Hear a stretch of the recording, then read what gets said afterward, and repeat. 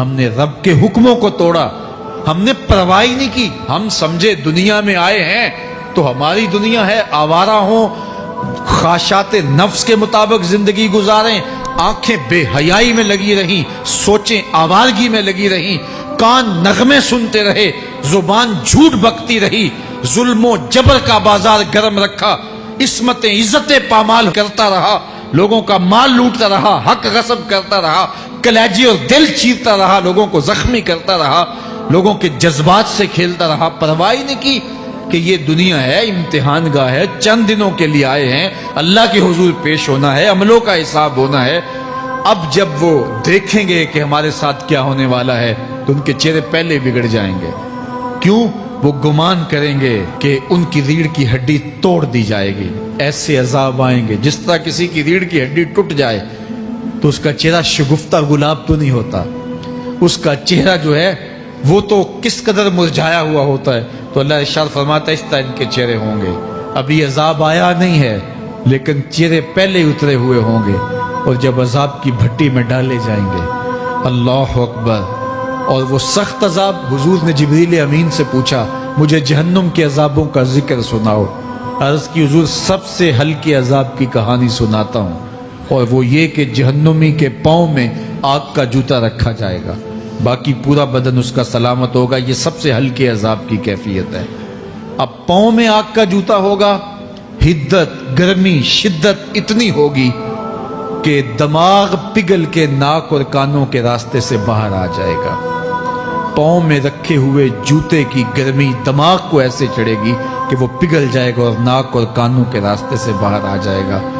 تو اللہ کے عذاب کے خوف سے چہرے بگڑ جائیں گے، حالت سلامت نہیں رہے گی۔ یہ بات ذہن میں رکھیں کہ اللہ جس کو جہنم میں ڈالے گا اس کو اس صورت میں نہیں ڈالے گا، یہ محمدی صورت ہے، یہ شکل اس کی چھین لی جائے گی اور اس کی شکل بڑی کر دی جائے گی۔ اس کا ایک ایک دانت احد پہاڑ جتنا ہوگا۔ احد پہاڑ کا پھیلاؤ 15 کلومیٹر پہ ہے، 15 کلومیٹر کا ایک دانت، اور 32 دانت کتنے ہوں گے تو منہ کتنا بڑا ہوگا۔ اس کو اتنا بڑا اس لیے کیا جائے گا تاکہ وہ عذاب کی تکلیف زیادہ سہے۔ 70 گز موٹی کھال ہوگی، اور کھال جل جائے گی تو اللہ قرآن میں فرماتا ہے ہم نئی کھال دے دیں گے تاکہ عذاب کی تکلیف اس کو گوارا کرنی پڑے۔ پھر چیخے گا، چلائے گا، ہائے مجھے پانی دو، پانی دو، پیاس کی شدت ہے۔ 70 سال تک تو اس کی کوئی آواز ہی نہیں سنے گا۔ 70 سال کے بعد داروغہ جہنم چیخ کر کہے گا کیا مانگتا ہے؟ وہ بولے گا مجھے پانی چاہیے۔ کہا جائے گا تو بے بھی ملتا ہے پانی۔ پھر داروغہ جہنم اسے پانی دے گا، کوکا کولا کی بوتل دے گا یا پیپسی تھما دے گا یا منرل واٹر کی بوتل دے گا؟ نہیں، قرآن بتاتا ہے اسے مائے حمیم دیا جائے گا، کھولتا ہوا پانی، اور وہ اتنا گرم ہوگا جب پینے کے لیے چہرے کے قریب کرے گا اس سے اٹھتی ہوئی بھاپ کی وجہ سے چہرے کی کھال ادھڑ کے اس کے اندر گر پڑے گی، لیکن اس کے باوجود اس کو پینا پڑے گا۔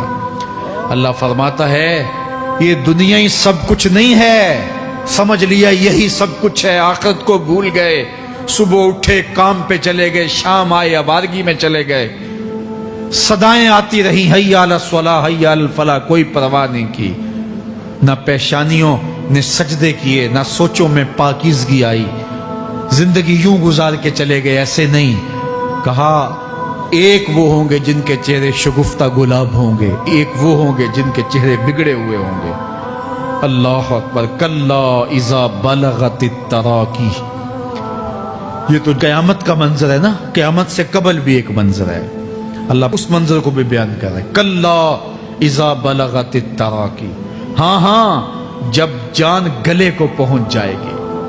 اے انسان تیرے اوپر وہ گھڑی بھی آنے والی ہے، وہ وقت بھی آنے والا ہے جب سانس اس ہنسلی میں اٹک جائے گا، جب سینے سے بھی سانس اوپر چلی گئی، اب ڈاکٹر بھی لا علاج قرار دے رہے ہیں کہ اب علاج نہیں رہا ہے، جان بس اب نکلنا چاہ رہی ہے، اور کہا جائے گا کوئی جھاڑ پھونک والا بلاؤ۔ اب ڈاکٹروں نے تو جواب دے دیا، اب سانس اٹک گئی گلے میں، چند لمحوں کی مہمان ہے۔ اب ڈاکٹروں نے کہا اب ہماری جانب سے لا علاج ہو گیا، اب لے جاؤ اس کو گھر، یا وینٹیلیٹر پہ ڈال دیتے ہیں اس کو، بس اب ہماری جانب سے کوئی اس کا علاج نہیں ہے۔ اب گھر والے روتے ہیں، کہتے ہیں کوئی جھاڑ پھونک والا لاؤ، کوئی دم والا لاؤ، شاید وہ کوئی دم کرے تو اس کی جان میں جان آ جائے۔ ڈاکٹروں نے تو لا علاج قرار دے دیا۔ وَظَنَّ عَنَّهُ الْفِرَاقُ، اللہ فرماتا ہے یہ تو جھاڑ پھونک والے کو ڈھونڈ رہے ہیں، لیکن جس کی سانس یہاں اٹکی ہے وہ سمجھ گیا ہے اب موت آ گئی ہے، اس کو یقین ہو گیا ہے کہ اب موت کے لمحے آ گئے ہیں، اب میں بچ نہیں پاؤں گا، اب آنکھیں تاڑے لگی ہوئی ہیں۔ وَالْتَفَّتِ السَّاقُ بِالسَّاقِ، پنڈلی پہ پنڈلی چڑھ رہی ہے۔ جب موت آ جاتی ہے تو پھر پنڈلی سے پنڈلی لپٹ جاتی ہے، اس کو پھر جدا کرتے ہیں اور جدا کر کے دونوں انگوٹھے باندھ دیتے ہیں تاکہ پنڈلی کے اوپر پنڈلی نہ چڑھے۔ اللہ وہ منظر بیان کرتا ہے، صاحب یہ وقت آنے والا ہے جب دونوں انگوٹھے باندھ دیے جائیں گے، جب ناک میں روئی ٹھونس دی جائے گی، جب چٹے لباس میں کفن دیا جائے گا، جب غسال کے سامنے بے بس پڑے ہوں گے، وہ چاہے یہ بازو اٹھائے چاہے یہ بازو اٹھائے، گرم پانی ڈالے یا سرد پانی ڈالے، جب بس پڑے ہوئے ہوں گے جو ہے وہ غسل دینے والوں کے، اور ناک میں روئی ہوگی اور دونوں انگوٹھے آپس میں بندھے ہوں گے، یہ محل، یہ ماڑی، یہ کوٹھیاں، یہ بنگلے جس کو سویر شام لگ کے حلال حرام کی تمیز کیے بغیر بنایا تھا، غوث اعظم رضی اللہ تعالیٰ عنہ بولے مکان بنا رہا ہے، بسیں گے اور حساب تو جا کے دے گا، اور یہ تو ایک رات بھی تجھے اس گھر کے اندر نہیں رکھیں گے کہ چلو ایک رات مہمان رکھ لیں۔ کہتے ہیں نہیں نہیں، مہمانوں نے بھی جانا ہے تو جلدی کرو، اس کو سپرد کراؤ، وہ تو تیرا لباس بھی پھاڑ کے اتاریں گے، خود غسل دینے کے لیے تیار بھی نہیں ہے، تجھ سے خوف آنے لگا ہے، جاندی واری ڈرونا بنے ہوتے، ہاتھ نہ لاندے ڈر دے، جنہ لئی تو پاپ کمائے اج کتھے نہیں تیرے کر دے۔ آج تو وہ تیرے ساتھ تجھے غسل دینے کے لیے آمادہ نہیں ہے۔ وَالْتَفَّتِ السَّاقُ بِالسَّاقِ، جب پنڈلی پہ پنڈلی چڑھنے لگ جائے گی، إِلَىٰ رَبِّكَ يَوْمَئِذٍ الْمَسَاقُ، اس دن تیرے رب کی طرف ہی لوٹ کے جانا ہے۔ فَلَا صَدَّقَ وَلَا صَلَّىٰ، اس نے نہ تو سچ مانا اور نہ نماز پڑھی، وَلَٰكِنْ كَذَّبَ وَتَوَلَّىٰ، ہاں جھٹلایا اور منہ پھیر کے چل پڑا۔ ثُمَّ ذَهَبَ إِلَىٰ أَهْلِهِ يَتَمَطَّىٰ، پھر اپنے گھر کو اکڑتا ہوا چلا۔ اولا لک فاولا ثم اولا لک فاولا، تیری خرابی آ پہنچی، ہاں تیری خرابی آ پہنچی۔ ایحسب الانسان ان یترک سدی، انسان دنیا میں یہ گمان کرتا ہے اس کو سدا چھوڑ دیا جائے گا۔ سدا عربی میں ایسے اونٹ کو کہتے ہیں جس کی مہار کسی کے ہاتھ میں نہ ہو، شترے بے مہار، جہاں مرضی جس گھاٹ سے چاہے پانی پیے، جہاں سے مرضی چارہ لے، تو شترے بے مہار کو کہتے ہیں سدا۔ تو یہ انسان بھی گمان کرتا ہے کہ میں بھی سدا ہوں، مجھے کوئی کیوں پوچھے، میرے جذبات پہ کوئی کیوں قدغن لگائے، مجھے کیوں روکے کوئی۔ بالخصوص جوانی کے ایام کے اندر جوان کو بڑا ہوتا ہے کہ کوئی مجھے کیوں، وہ تو ماں باپ کے کہنے میں بھی نہیں آنا چاہتا، وہ کہتا ہے کیوں مجھے روکتے ہیں، میری جوانی ہے، میرے جذبات ہیں، مجھے آزادی سے جینے دو، کیوں میرے راستے میں رکاوٹ بنتے ہو، میں سدا ہوں۔ اللہ فرماتا ہے نہیں، ایک اونٹ تو سدا ہو سکتا ہے، جس کو میں نے اشرف المخلوقات بنایا ہے اس کو تو سدا نہیں چھوڑوں گا، اس کو تو پابند بناؤں گا حکام کا۔ اب وہ کہتا ہے کہ نہیں نہیں، یہ کیسے دوبارہ اٹھائے جائیں گے؟ اب دوبارہ وہی بات پھر آ گئی، الم یک نطفۃ من منی یمنی، اللہ فرماتا ہے ایک بوند تھی نا، پانی کا ایک قطرہ تھا جو رحم مادر میں رکھا گیا، ثم کان علقہ، پھر وہ پانی کا قطرہ لوتھڑا بنا، فخلق فسوی، پھر اللہ نے اسے پیدا فرمایا اور پھر ٹھیک ہموار کیا، فجعل منہ الزوجین الذکر والانثی، پھر اس سے وہ جوڑ بنائے، کوئی مرد بنایا کوئی عورت بنائی۔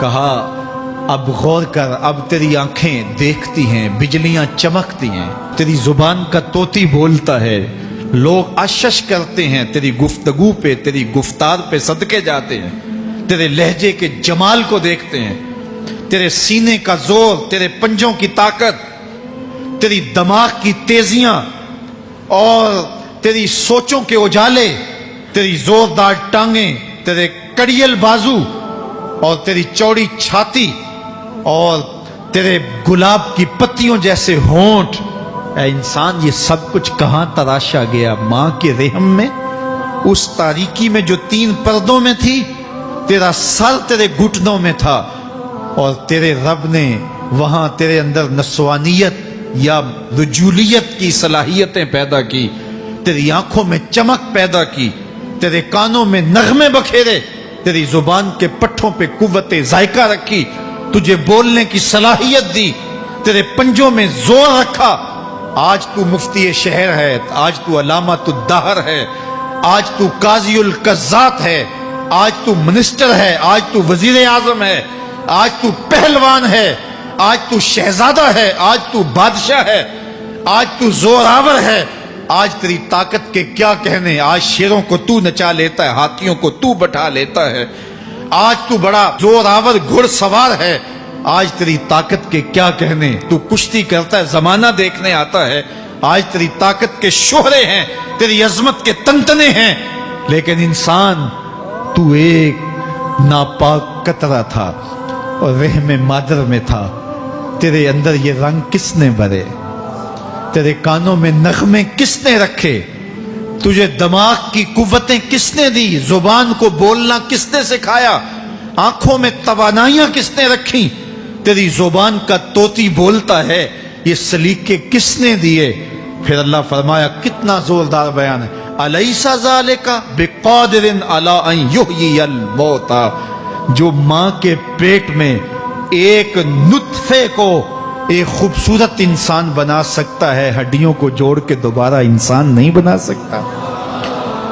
کیا وہ دوبارہ تجھے کھڑا نہیں کر سکتا اپنے سامنے پیش ہونے کے لیے، جس کے حکموں کو تو نے توڑا ہے، جس کے فرامین کا تو نے مذاق اڑایا ہے؟